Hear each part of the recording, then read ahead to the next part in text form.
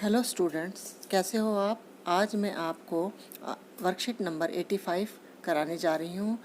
ये worksheet class 6, 7 और 8 के बच्चों के लिए है, तो मैं आज आपको ये वर्कशीट कराने जा रही हूँ। बच्चों, आज की जो वर्कशीट है वो प्रदूषण से संबंधित है। प्रदूषण, जैसे आप जानते हैं कि हमारे वातावरण में सभी पदार्थ संतुलित मात्रा में है। कोई भी चीज़ अगर असंतुलित मात्रा में आ जाए तो उसको क्या कहते हैं? प्रदूषण कहते हैं। प्रकृति में अनेक हानिकारक तत्वों का मिल जाना प्रदूषण कहलाता है, चाहे वो पानी में मिले, हवा में मिले या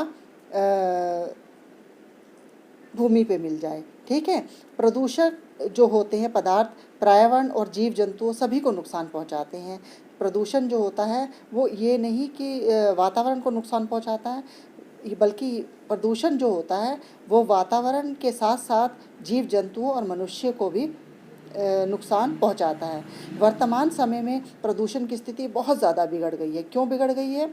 क्योंकि संसार में जनसंख्या बहुत तीव्र गति से बढ़ रही है और जो प्रदूषण की समस्या है पूरे विश्व में फैली हुई है। इससे निपटने के लिए पूरे विश्व के देश प्रयास कर रहे हैं। क्या आपने ऐसा कोई प्रयास किया है? आज अगर आपने ऐसा कोई प्रयास किया है तो उन प्रयासों के बारे में जानकारी दीजिए। जैसे यहाँ ये बॉक्स बना हुआ है, आपको बताना है कि पर्यावरण में प्रदूषण को रोकने के लिए क्या क्या कार्य प्रयास किए जा रहे हैं।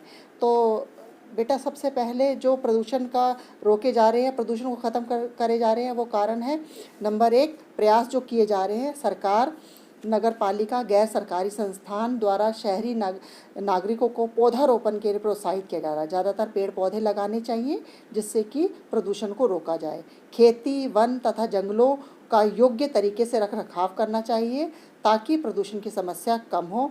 वन विभाग द्वारा पेड़ों को काटने से बचाना चाहिए और लकड़ी माफिया पे नज़र रखनी चाहिए।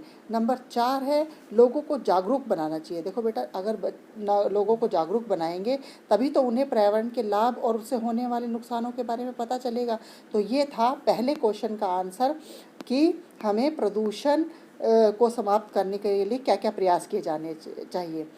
दूसरा हमारा है प्रदूषण की हानियों तथा उनके प्रति जागरूकता लाने के लिए आपको एक स्लोगन लिखना है। जैसे इसमें लिखा हुआ है, कल को बचाना है, प्रदूषण को भगाना है। तो इसी प्रकार हमने ये लिखा है।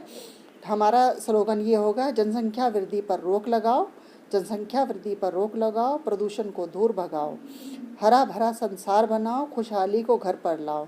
हरा भरा संसार बनाओ, खुशहाली को घर पे लाओ। थर्ड हमारा क्वेश्चन है कि हमें बताना है प्रदूषण के क्या क्या कारण हैं। जल प्रदूषण, वायु प्रदूषण और ध्वनि प्रदूषण। सबसे पहले हम बताएंगे जल प्रदूषण के कारण। क्या बताएंगे? जल प्रदूषण के। तो जल प्रदूषण के कारण क्या है? सबसे पहला नंबर 1 है तेज़ी से बढ़ती हुई जनसंख्या। दूसरा है वाहित मल। तीसरा है उद्योगों से निकलने वाले अपशिष्ट पदार्थ जो जल को दूषित करते हैं। चौथा है शवों को जल में बहा देना। और पांचवा है जल में परमाणु परीक्षण करना। तो जल में अगर परमाणु परीक्षण किए जाएंगे तो वो जल को दूषित कर देते हैं। इसी प्रकार है वायु प्रदूषण के कारण। वायु प्रदूषण के कारण भी जैसे आपको पता है, हर चीज़ में प्रदूषण का कारण बढ़ती हुई आबादी है, क्योंकि जितनी ज़्यादा आबादी बढ़ेगी उतना ज़्यादा प्रदूषण होगा। नंबर 2 है वाहनों से निकलने वाला धुआं। नंबर 3 है परमाणु परीक्षण। नंबर 4 है वनों की अंधाधुंध कटाई। और नंबर 5 है बढ़ते हुए उद्योग। ये तो थे हमारे वायु प्रदूषण के कारण। तीसरा है ध्वनि प्रदूषण के कारण। ध्वनि प्रदूषण जिसे शोर भी कहा जाता है। इससे सबसे पहला है कि कल कारखानों से चलने वाले मशीनों से उत्पन्न शोर। जो हमारे कारखाने चलते हैं, मशीनें चलती हैं, तो उनसे पता होगा कि आपको बहुत ज़्यादा शोर उत्पन्न होता है। नंबर 2 है ताप विद्युत गृहों में लगे बॉयलर, टरबाइन और काफ़ी शोर उत्पन्न करते हैं, जिससे भी ध्वनि प्रदूषण होता है। जल मार्ग। नंबर 3 है जल मार्ग और वायु मार्ग में जल मार्ग और भूमार्ग में चलने वाले वाहनों का शोर होता है बहुत ज़्यादा, उससे भी बहुत ज़्यादा प्रदूषण होता है। फिर नंबर 4 है शादी विवाह या धार्मिक अनुष्ठान के अवसर पर। देखा होगा तुमने शादी, और जब शादी होती है या कोई पूजा पाठ करवाई जाती है तो लोग बहुत बड़े बड़े लाउड स्पीकर लगाते हैं, उससे भी शोर होता है, जिससे ध्वनि प्रदूषण होता है। तो ये थी बच्चों हमारी आज की वर्कशीट 85। आपको कैसे लगी आप कमेंट बॉक्स में जाना और इसके बारे में अपने कमेंट ज़रूर देना। धन्यवाद।